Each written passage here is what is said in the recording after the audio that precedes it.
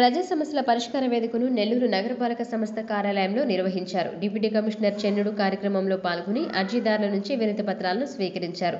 విభాగాల వారీగా TIDCO 20, అబ్కాస్ 4, engineering 7, town planning 11, revenue 8, pension 2, bills 4, public health 2 మొత్తం 58 ఫిర్యాదులను అందుకున్నారు.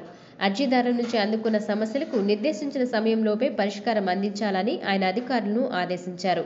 ఈ సందర్భంగా ఆయన మాట్లాడుతూ ఫిర్యాదులను సంబంధిత విభాగం అధికారులు క్షుణ్ణంగా పరిశీలించి అర్జీదారులకు సత్వర పరిష్కారం అందించేలా చర్యలు తీసుకోవాలని సూచించారు.